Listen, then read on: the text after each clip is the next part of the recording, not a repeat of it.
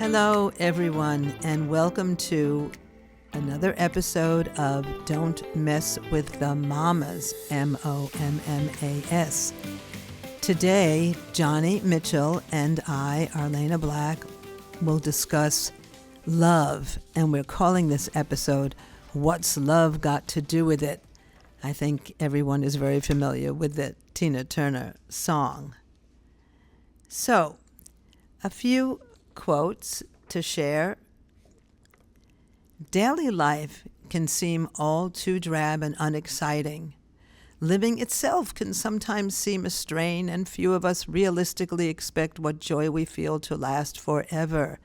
But when we fall in love, life seems filled with drama and excitement. We feel like the leading character in a novel. However, if you get lost in love just because you are bored and consequently veer from the path you should be following, then love is nothing more than escapism. What you are doing is retreating into a dream world, believing that what is only an illusion is actually real. So with all that, and don't forget to remember our motto, you are the protagonist, not the victim of your destiny. Okay, Johnny, what comes to mind when you hear the word love? What comes to mind immediately to me, Elena, is the question again, what does love have to do with it? And my answer is everything, because it's what carries us as human beings. Compassion, empathy, a feeling. That is what I think of. And I believe it's our first and overall orientation to life about empathy and compassion for self and everybody else. I want the best for myself because I love myself, and I want that same for others. And I think we are talking more about relationship love. Is that right? Yes, pretty much, yes. So that idea, I'm trying to learn more about love. I don't have a whole lot of experience with relationship love, or what do they call it? Is there a name? I think in church there's usually a breakdown of the different kinds of love. Are you familiar with that theory that there are different kinds of love? Agape, and then there's the, I guess, romantic love.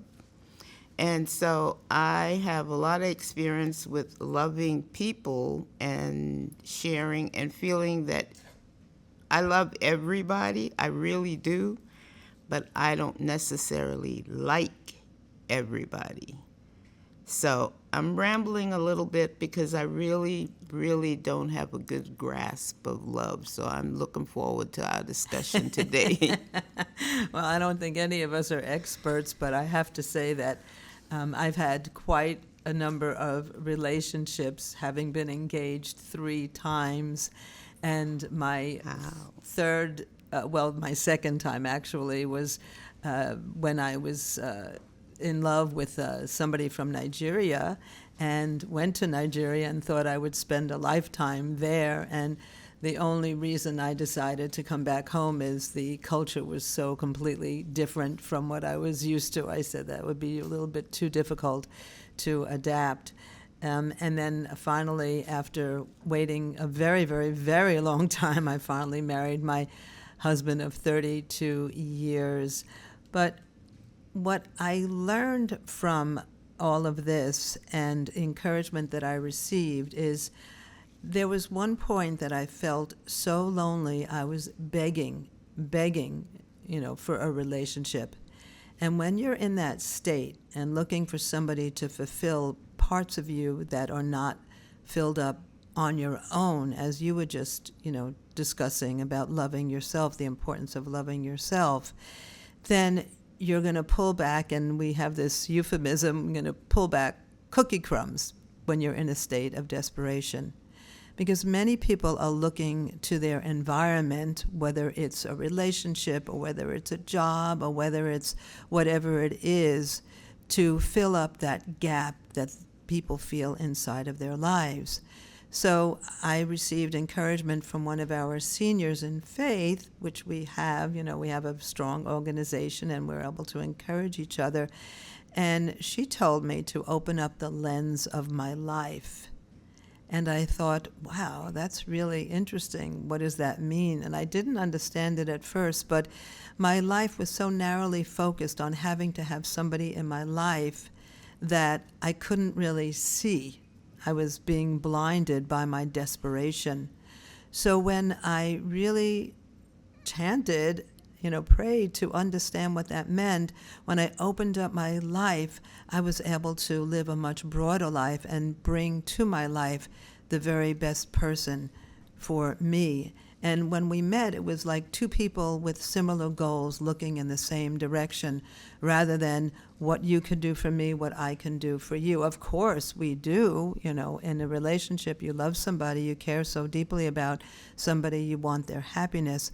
But if you're just depending on that person rather than being independent, you really will struggle overall. So it's about, as you said, loving yourself, really respecting the dignity of your life, really caring about your life. And love is very emotional, if we just use the word love. So as you said, having empathy or compassion, that really brings in so much more, broadens your horizons and broadens your perspective. So how about you? You want to say something more about that? I now have some thoughts. Sure. I think about love, I really have in the past thought of it in cases of if you love somebody, you want to be with them all the time or marry them. And I have two opinions about that I will share, and I would love to hear your opinion, or others, our listeners, if you have opinions. The love that I think we experience in America is the queasy in your stomach kind of love. And I call that the Hollywood love. And I tell young people who have that experience that you need to maybe purchase some Pepto-Bismol, because that is not really love. And then my other idea, I support and really believe in arranged marriages, because I believe that, for example, parents in some cultures who pick the mate of their, let's say, daughter, well, you are doing it objectively, and you're putting these two people together, and you're saying you have the similar beliefs, learnings, beliefs again, and your customs are pretty much the same, and that love that we're talking about will grow. Because I believe that you can learn to love anybody who is kind to you, respectful, considerate, patient, all of the characteristics that we want. And love will grow. But that Hollywood love, that you love them so much that you could just eat them, and then you do. You wish you had, because it's gone, and now you're stuck with, I don't know. So that's my thought. I really agree with you so much. Absolutely. Yeah, establishing long-term love. But most important is, I know everybody has heard this 1,000 million times, is the importance of friendship. And if you have a really good friend with whom you can share everything, that can often lead to love, whether it's heterosexual love, homosexual love, or just staying in the friendship lane. That's totally fine. But to really have a long-term relationship, it's so important to have a good friend, and that can lead to so much more than that.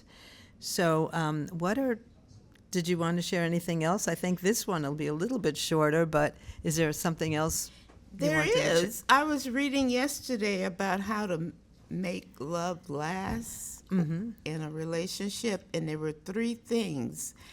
Intimacy was and they were not talking about sex. Right. It was just the intimacy that two people know things about each other or experience things. And the second one was passion, that you are happy when you're with that person is happy being with you. There's just such a feeling of everything is all right with the world kind of thing. And then the third component that article shared is commitment.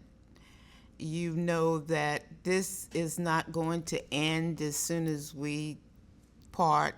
You go, to work and he goes to work, that you're committed and you're going to end up back there at the same place this evening, so you can be comfortable all day and not wondering, am I going to see him? Is he going to be there? Does he want to see me? So it's those three things, and I really like those. What do you think? I think that that's really head on and right on.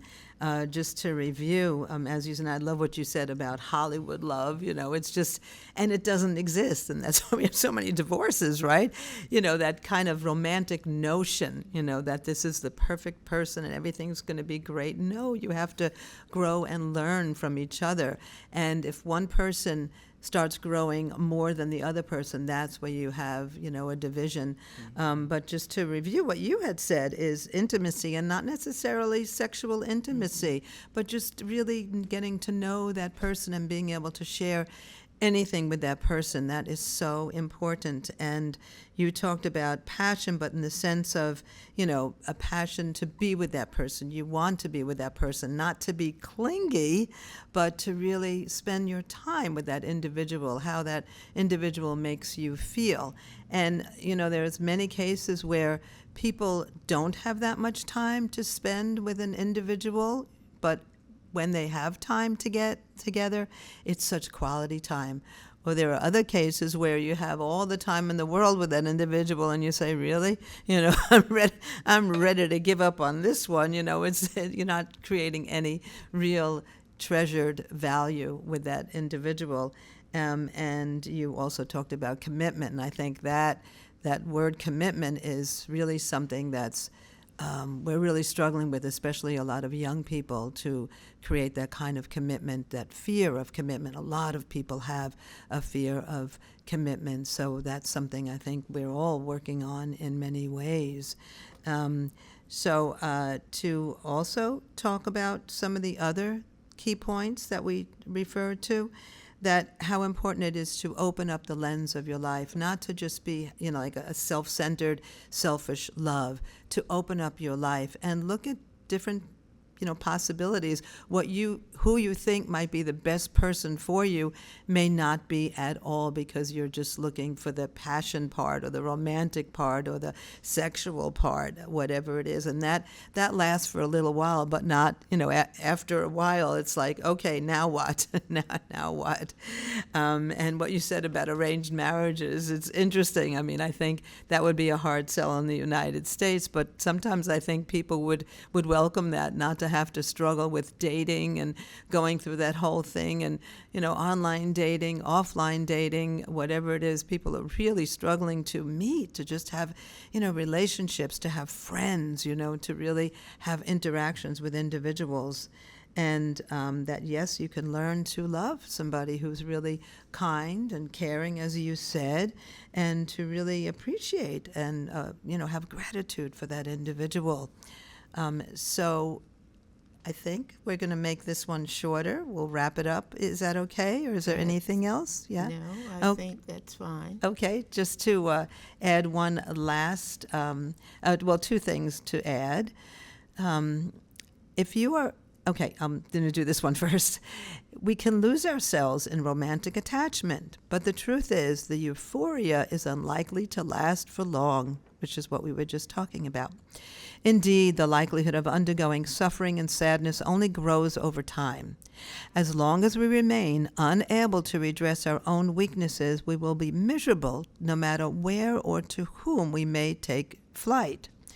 We can never become truly happy unless we see to it that we ourselves undergo a personal transformation. So I think that's absolutely what we were just I like that. talking about, yeah. And that totally fits in line with how to become a healthy human being, how to become a well-rounded human being, and how to become the protagonist, not the victim of your destiny. Because, you take yourself with you wherever you go. And if you think by changing spouses or by changing, boyfriend, girlfriend, whatever is going to make a difference, you have to change first. It's you. You are the protagonist. You're in the driver's seat of your destiny. So once again, we are Don't Mess with the Mommas, MOMMAS, and you can find us on various platforms. And our original platform is Libsyn, LIBSYN, but we're on Spotify, Amazon Music, Facebook, etc. And we would love to hear your experiences with love or not so much love. And that's okay too. And please find us at mommas, mommas.podcast@gmail.com. Thank you so much for listening. We'd love to hear from you. And Johnny and I saying goodbye for now. Bye. What's love got to do with it?